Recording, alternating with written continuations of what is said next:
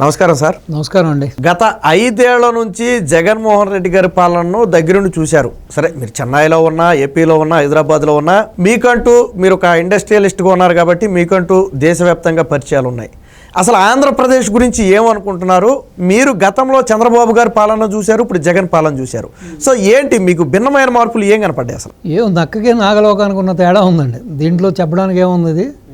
Plus ఇప్పుడు ఏముందండి, మీరు చెప్పినట్టుగా ఇప్పుడు బాబు గారు ఉన్నప్పుడేమో డెవలప్మెంటు అది వారి D3 ఫార్ములా. అది D క్యూబ్ అంటాం మనం. అవును. ఇప్పుడున్న D క్యూబ్ చెప్పమంటారా? దంచుకో, దోచుకో, దాచుకో. ఏంటది? దంచుకో, దోచుకో, దాచుకో. ఇది D3. సో బాబు గారిది డెవలప్మెంట్. సో ఆ D3కి ఈ D3కి ఎంత తేడా ఉందో చూసుకోండి. మీరు సిగ్గేస్తుందండి. మీరు చెప్పారు కదా మీరు దేశం అంతా తిరుగుతారని. సిగ్గు ఒకప్పుడు గర్వంగా ఉండేది. అరే ఆంధ్ర వాళ్ళ ఎన్టీఆర్ కా ఆద్మీ తుమ్, అరే చంద్రబాబు నాయుడుజీ, అరే మషూర్ ఆద్మీ. సిగ్గు. మొన్న ఒక ఆయన అంటున్నాడు, ఇప్పుడు ప్రతి దేశానికి ఒక జాతీయ పంటలు ఉంటాయంట కదా. అలాగే మీ ఆంధ్ర రాష్ట్రానికి కూడా మీ రాష్ట్ర పంట వచ్చిందంట కదా, గంజాయి. ఏందా ఇది? ఎక్కడ పట్టుకున్నా కూడా మూలం ఆంధ్రప్రదేశ్, మేడ్ ఇన్ ఆంధ్ర అంటున్నారు. ఇప్పుడు సాధారణంగా కొన్ని వస్తువులు ఉంటాయి కదా, బ్రాండెడ్ వస్తువులు ఉంటాయి. యాపిల్ ఉందనుకోండి, మేడ్ ఇన్ అమెరికా, వాళ్ళు చాలా గౌరవంగా చెప్పుకోవచ్చు, అంతే కదా. అలాగే చైనా వాళ్ళకి కొన్ని ప్రోడక్ట్స్ ఉంటాయి ప్రతి కంట్రీకి. ఇప్పుడు అదే జర్మనీ ఉందనుకోండి, లగ్జరీ కార్స్, మీరు BMW కానీ బెన్స్ కానీ ఏ కారు తీసుకున్నా సరే వాళ్ళు ఏం చెబుతారు sir, Germany's this is made by Germany అంటారు. ఏం చెప్పుకుంటాం మనం? గంజాయి, డ్రగ్స్ ఏం చెబుతారు చెప్పండి. ప్లస్ ఆ లిక్కర్లో నేను పేరు చెప్తే బాగోదు, ఈ మధ్యకాలంలోనే ఒక ద బిగ్గెస్ట్ లిక్కర్ మ్యానుఫ్యాక్చర్ని కలిశాను నేను. ఆయన చెప్పిన మాట చెబుతున్నాను మీకు. సాధారణంగా లిక్కర్ మ్యానుఫ్యాక్చర్ చేసినప్పుడు కొన్ని ప్రొసీజర్స్ ఉంటాయంట. లిక్కర్ తయారు చేసిన తర్వాత ఒక స్టోరేజ్ ట్యాంక్ ఉంటుందంట, దానికి కొన్ని వెంట్ పైప్స్ ఉంటాయంటారు. వెంట్ పైప్స్ అంటే బయటికి ఈ ఇంప్యూరిటీస్ అయ్యి వెళ్ళిపోవడం కోసం కొన్ని పైప్స్ పెడతారంట ట్యాంకులో. సో అలా కొంతకాలం ప్రిజర్వ్ చేసిన తర్వాత ఆ వెంట్ పైప్ ద్వారా దీంట్లో ఉన్న ఆ యొక్క ఏవైతే ఉంటాయో మలినాలు ఉంటాయో అవి వెళ్ళిపోతూ ఉంటాయి. సో బ్యాచ్ బై బ్యాచ్, అంటే ఒక 10 days తర్వాత ఒక టెస్ట్, 20 days తర్వాత ఒక టెస్ట్, అలా ఒక పీరియడ్ ఆఫ్ టైం టెస్ట్ చేస్తూ ఉంటారంట ఆ లిక్కర్ని. అంటే ఇది మానవుడు తాగడానికి యోగ్యం ఉందా కాదా, అంటే తాగితే హామ్ జరగకుండా ఉంటుంది సో లేదా అని చెప్పి ఆ ఇంప్యూరిటీస్ అన్ని డ్రైన్ అవుట్ అయినాయని చేస్తారంట. ఇప్పుడు వీళ్ళు తయారు చేసే లిక్కర్ ఏంటంటే, ఇప్పుడు బ్రాందీ ఉందనుకోండి, సో బ్రాందీకి ఆ బ్రాందీ స్మెల్ వచ్చేలా, ఫ్లేవర్ వచ్చేలాగా ఓ కెమికల్స్, విస్కీ ఫ్లేవర్ వచ్చేలాగా విస్కీ కెమికల్స్, అలా ఓ కెమికల్స్ కలిపేస్తున్నారంట. సో ప్లస్ రెండోది ఏంటంటే, దీన్ని జస్ట్ తయారు చేయడం, బాటిల్ చేయడం, అమ్మేయడం అంట, అంతే. ఇంకేమీ లేదు, టెస్ట్లు కానీ ఏమీ లేదు. ఈ మధ్యకాలంలో నేను ఒక ఆంధ్రాలో, రేపు పొద్దున ఆయన పేరు చెప్తే మళ్ళీ ఆయన హాస్పిటల్ మీద పడతారు. ఆయన చెప్పిన విషయం ఏంటంటే, ఈ మధ్యకాలంలో లివర్ సిరోసిస్ ఎక్కువైపోయిందంట. సాధారణంగా లివర్ సిరోసిస్ ఎందుకు వస్తుందంటే, ఏదైనా కామెరలు వచ్చో, లేకపోతే ఏదైనా కొన్ని మనం కంటామినేటెడ్ ఫుడ్ తీసుకున్నప్పుడు, ఏదైనా చేసినప్పుడు లివర్ సాధారణంగా పాడవుతూ ఉంటుంది. సో ఈ మధ్యకాలంలో అక్కడ నమోదైన లివర్ సిరోసిస్, లివర్కి సంబంధించిన డ్యామేజ్ కేసులు అన్నీ చూస్తే వాళ్ళ టెస్ట్లో తేలింది ఏంటంటే 99% ఈ 5 ఏళ్ల బట్టి తాగిన లిక్కర్ వలన జరిగిన డ్యామేజ్ అని చెప్పి ఆయన కూడా చెప్పడం జరిగింది. సో ఇది గణనీయంగా పెరిగి, అంటే డబ్బుల పరంగా మాకు, వ్యాపార పరంగా మాకు డోకా లేదు, ఇది ఇలాగే కొనసాగుద్ది. సో ప్రతిరోజు మాకు లివర్ పోయిందని ఒకడు, లంగ్స్ పోయిందని ఒకడు, కిడ్నీలు పోయిందని ఒకడు, హార్ట్ పోయిందని ఒకడు, సో ఈ విధంగా మాకు పేషెంట్స్ వస్తూనే ఉంటారు. ఇది ఇంకా ఓ 10 ఏళ్ళు కూడా కొనసాగుద్ది ఇది. ఈ పేషెంట్స్ మాకు బిజినెస్కి అయితే డోకా లేదు, కానీ బాధేస్తుంది మాకు. అంటే ఈ విధంగా మనుషులు ఈ విధంగా మనుషులు చేతుల ఆరోగ్యం పాడు చేసుకుని రావడం వేరు కదా. ఏదైనా అన్ఫార్చునేట్గా అనుకోకుండా ఏదైనా జరిగి రావడం వేరు కదా అన్నారు. ఇంకొక ఎగ్జాంపుల్ చెబుతా. మా ఊర్లోనే మా ఇంటి పక్క ఒక ఆయన ఈ మధ్య ఇక్కడే కిమ్స్కి వచ్చి ఆయన పాపం రోజు ఈ భూమ్ బీర్లు తాగి మొత్తం లివర్ అంతా పాడైపోయి ఆల్మోస్ట్ లాస్ట్ స్టేజ్ వరకు ఆ డెత్ అక్కడ వరకు ఆ గుమ్మం దాకా వెళ్ళి ఏదో డబ్బున్న ఆసామి కాబట్టి ఒక 56 లక్షలు ఖర్చు పెట్టుకుని ఇప్పుడే బయటపడ్డాడు. బట్ అతుకులు బతుకు ఆయన, ఇక మీదట జాగ్రత్తగా ఉండాలి. సో దాన్ని బట్టి ఇంకేం చెబుతాం చెప్పండి, ఏంది రాష్ట్ర పరిస్థితి ఏంటి? ఇండస్ట్రియల్ పరంగా మీకు ఎదురైన ఘటనలు ఏంటి 5 ఏళ్లలో? అంటే మీరు ఇండస్ట్రియలిస్ట్గా ఉన్నారు కాబట్టి మీకు అనేక పరిచయాలు ఉంటాయి. సో ఎందుకు ఏపీకి పరిశ్రమలు రావట్లేదంటే ఏం చెప్తారు మీరు? ఎందుకు ఇప్పుడు జాకీ అనంతపూర్లో జాకీ వాళ్ళు రావడానికి బాబు గారి టైంలో పునాది వేశారు, అన్నీ చేశారు, అన్నీ మాట్లాడుకున్నారు, ఎంయూలైన అన్నీ అయినాయి. ఇప్పుడు జాకీ ఓనర్కే వాడు అండర్వేర్ కూడా మేము ఇప్పేసుకుంటామంటే ఎవడొస్తాడు చెప్పండి? నీ అండర్వేర్తో సహా మేము తీసేసుకుంటామంటే వస్తారా? అవును, పారిపోయే పరిస్థితి. ఇంకోటి చెబుతాను, ఇప్పుడు కార్ ఇండస్ట్రీస్లో ఒక బ్యూటీ ఉంటుందండి. ఇప్పుడు కారు ఇండస్ట్రీ ఒక ఎత్తు, దాని యాంక్సిలరీ యూనిట్స్ ఒక ఎత్తు అండి.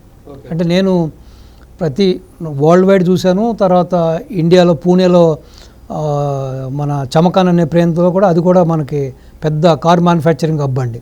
అలాగే నేను చెన్నై శ్రీపరంబత్తూరు కూడా ఇవన్నీ చూసాం కదా, కార్ కంపెనీస్ అన్నీ ఉన్నాయి కదా. మీకు కారు యూనిట్ కన్నా దీని యాంక్సిలరీ యూనిట్స్ అని ఉంటాయండి. అంటే దానికి సంబంధించిన పార్ట్స్, సీట్ కవర్లు చేసేవాడు, హ్యాండిల్ చేసేవాడు, కార్బొరేటర్ చేసేవాడు, లోపల పిస్టన్ చేసేవాడు, అలా మీకు సమస్తం కారు లోపల ఎన్ని రకాలైన పార్ట్స్ ఉంటాయో, ఎన్ని రకాలు ఉంటాయో. సో అన్ని యాంక్సిలరీ యూనిట్స్, దాని టర్న్ ఓవర్ ఎక్కువ ఉంటుంది. మ్యాన్ పవర్ కూడా చాలా, they required more man power, employment కూడా చాలా ఎక్కువ ఉంటుంది. కార్ ఇండస్ట్రీ కూడా దానిది ఎక్కువ ఉంటుంది. ఎందుకంటే ఇప్పుడు మనం ఓన్లీ కార్ అనేది ఏంటంటే ఒక అసెంబ్లీ యూనిట్ అనుకోండి, మీరు వీళ్ళందరూ తయారు చేసుకొచ్చి మీకు ఇస్తూ ఉంటారు. ఏది యాంక్సిలరీ యూనిట్స్ అందరూ, స్టీరింగ్ ఒకటి తయారు చేసి ఇస్తాడు, అలా ప్రతి ఇవి కూడా తీసుకొచ్చి ఇస్తాడు. వీడు అసెంబ్లీ చేసి కార్ అమ్ముతాడు. సో కాబట్టి వీడి దగ్గర ఎంప్లాయ్మెంట్ చాలా లిమిటెడ్గా ఉంటుంది.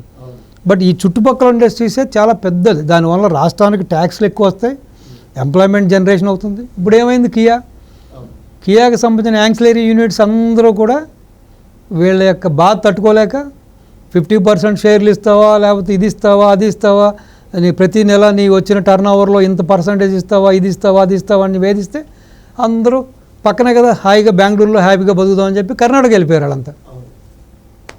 ఇప్పుడు ఇదే ఇప్పుడు మీరు అనంతపూర్ తీసుకోండి. నాకు చాలామంది ఫ్రెండ్స్ ఉన్నారు, చాలామంది ఇప్పుడు మన పొలిటీషియన్స్ ఉన్నారు, చాలామంది ఫ్రెండ్స్ ఉన్నారు.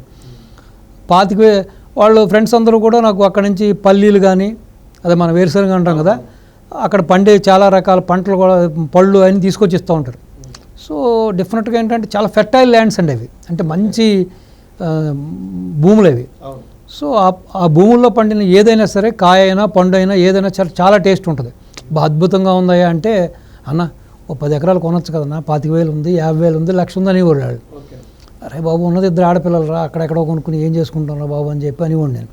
అటువంటిది ఇప్పుడు కియా వచ్చిన తర్వాత చూడండి, 25,000కి 50,000 లక్ష రూపాయలు పెరిగిపోయినాయి, కోట్లు అండి. 50 లక్షలు, 25 లక్షలు, 30 లక్షలు, కోట్లు అయిపోయింది. మరి ఎవరి వల్ల అయిందండి ఇది? మరి ఈరోజు పరిస్థితి ఏంటండి? అమరావతి చుట్టుపక్కల పరిస్థితి ఏంటండి?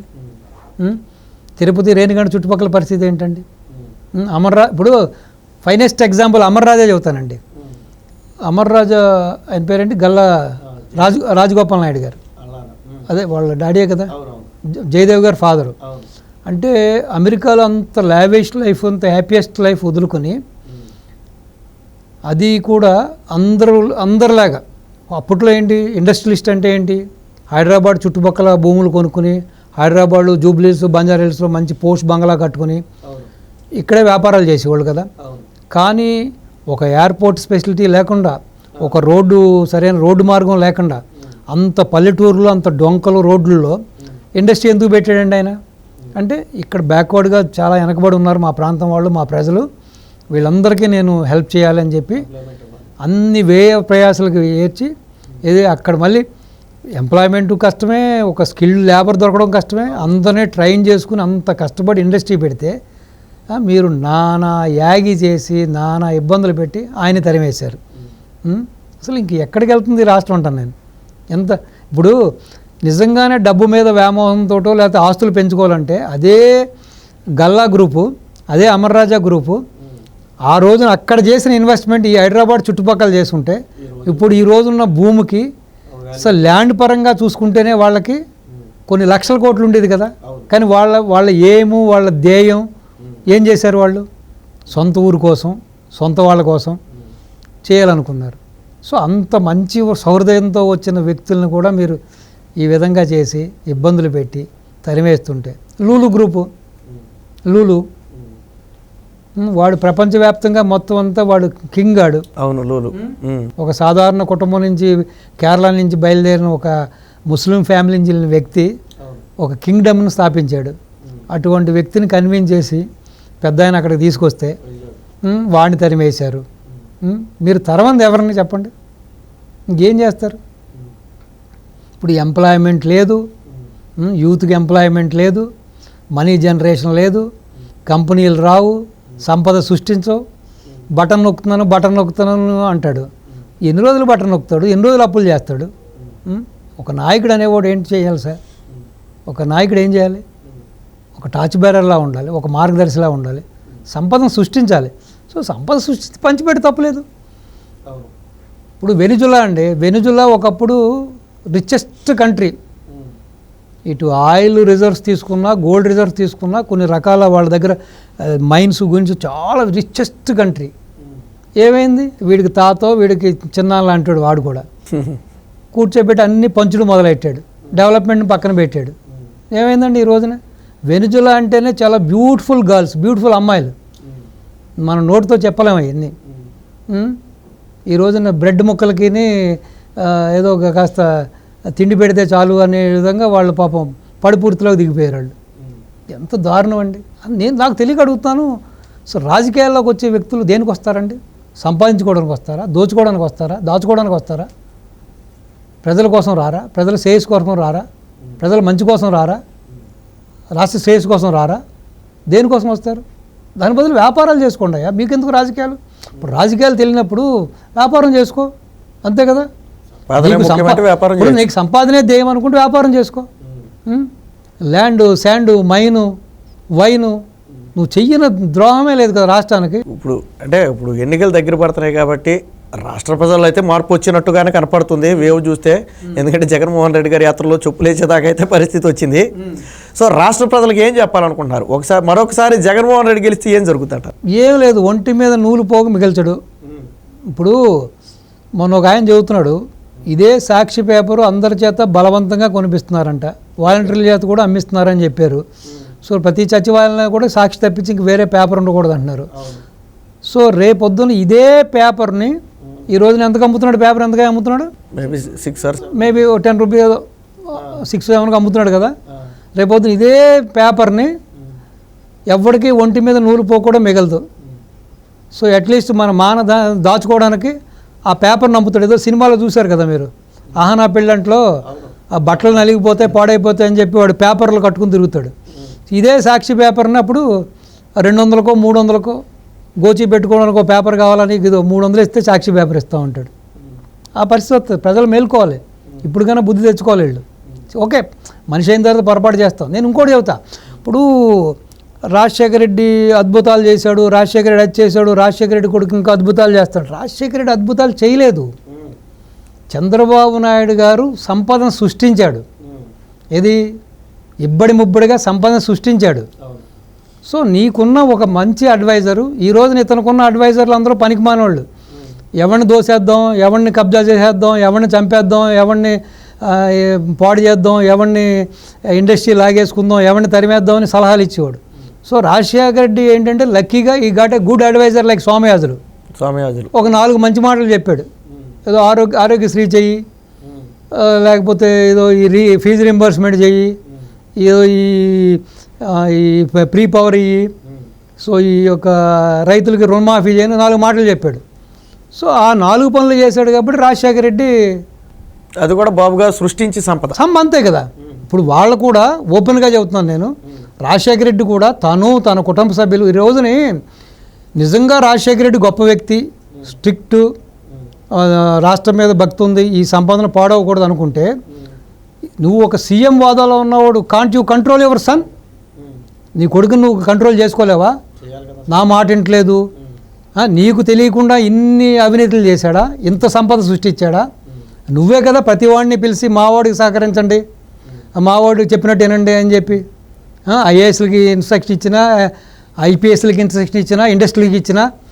ఈరోజు సత్యం రామలింగరాజు అంటాడు, ట్రైమాక్స్ ప్రసాద్ గారు, మ్యాట్రిక్స్ ప్రసాద్ గారు, వీళ్ళందరూ కూడా ఈ రోజున సర్వనాశనం అయిపోవడానికి కారణం రాజశేఖర రెడ్డి కాదా? నువ్వు ఇన్ఫ్లుయెన్స్ చేయకుండా, ఒక సీఎం ఇన్ఫ్లుయెన్స్ చేయకుండా ఇది జరిగే పనా? ఎస్, నీ తోడ్పాటు కూడా ఉంది. నువ్వు నిజంగా కట్టడి చేయాలంటే అదే సీఎంగా నేను తీసుకెళ్ళి లోపల అయ్యండి, లేకపోతే ఇంట్లో బయటకు వస్తే కాళ్ళు ఎరగొడతాను రా అబ్బాయి అంటే వాడు చేయగలుగుతాడా? నీ దొంగ మాటలండి అన్నీ.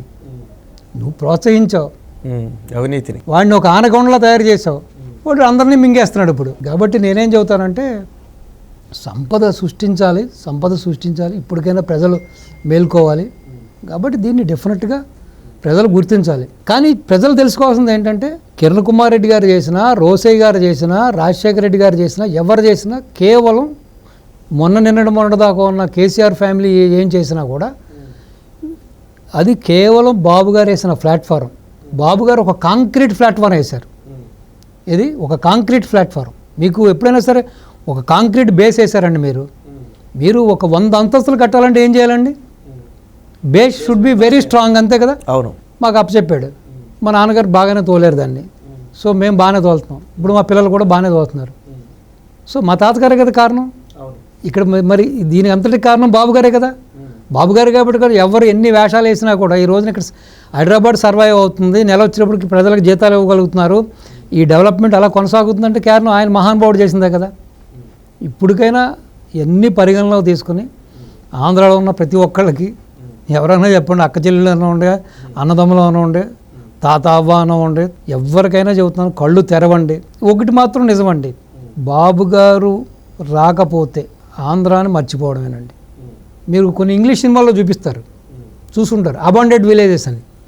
సడన్గా ఒక వ్యక్తి వెళ్ళేటప్పటికి బిల్డింగ్స్ అన్నీ పాడుపడిపోయి ఉంటాయి, అలా ఎక్కడ పడితే అక్కడ శవాలు గుట్టలుగా పడి ఉంటాయి.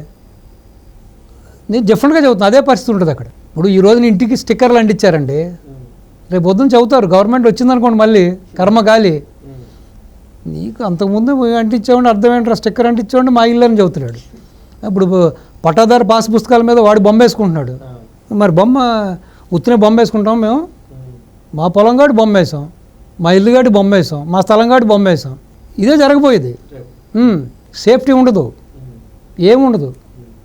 ఇప్పటికే ఎంతమంది అండి, పేర్లు చెప్పకూడదు మనం, ఎంతమంది ఎన్ఆర్ఐలు, ఎంతమంది రూపాయి అక్కడ కష్టపడి 24 గంటలు కష్టపడి దేశాల్లో, ఇతర దేశాల్లో తల్లిదండ్రులను వదిలి, భార్య బిడ్డలను వదిలి ఎంతమంది యొక్క ల్యాండ్స్ దొబ్బేశారండి దుర్మార్గులు.